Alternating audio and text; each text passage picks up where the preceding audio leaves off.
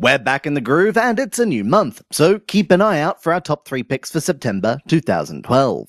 In the meantime, let's talk about some of the hottest news from the last week or so, because, I'll be honest, there's some eye-openers to talk about.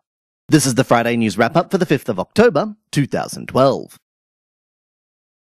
The annual update to Gameloft's top-selling shooter franchise is looming upon us, and the developer is keen to show off just how pretty it looks. Set, one can only guess, in the tropical climate of Hawaii, there's a distinct ultra-modern touch to proceedings that could open the path to some unique scenarios. Unfortunately, all we have to go on right now is the slick trailer, but the game is slated for an autumn release, so it won't be long till we can check it out for ourselves.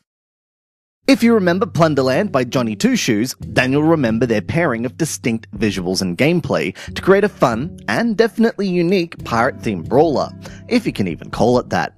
Prevail is the next big thing from the developer, and once again you can see their own stamp on things, as it looks like a strange crossbreed between GTA and 2D platforming Minecraft-alikes.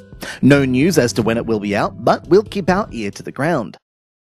Publisher Crescent Moon Games has picked up the upcoming title from Alpha Dog Games, and it's easy to see why.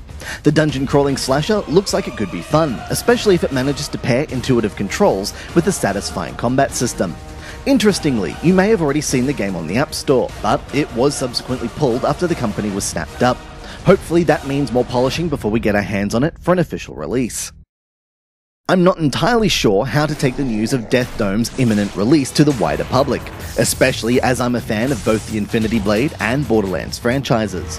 In particular, Glue will be releasing the game as a freemium title, if the Canadian release is any indicator, which is slightly worrying considering earlier releases from the developer.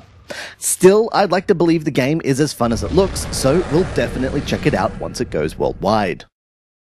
The Lantern Festival that ends most Chinese New Year celebrations is a beautiful thing to observe and take part in.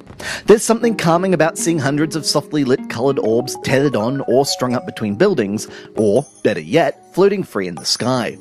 Lanterns by Big Time Games recreates the zen-like relaxation of the festival by using the already familiar Match 3 system we've seen in the past, with randomised, free-floating lanterns.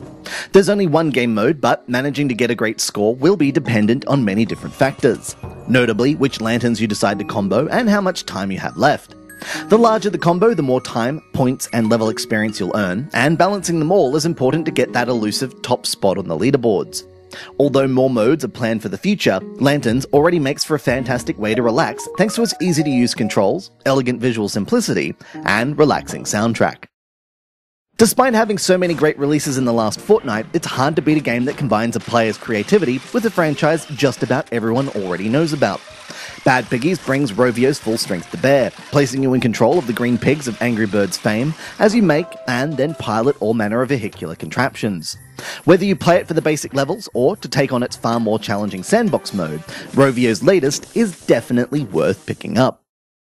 Well, it looks like I have a busy weekend ahead of me, if only to make up for a recent public holiday.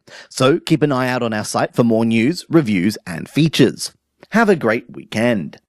This has been Andrew with AppSpy.com. We review, you decide.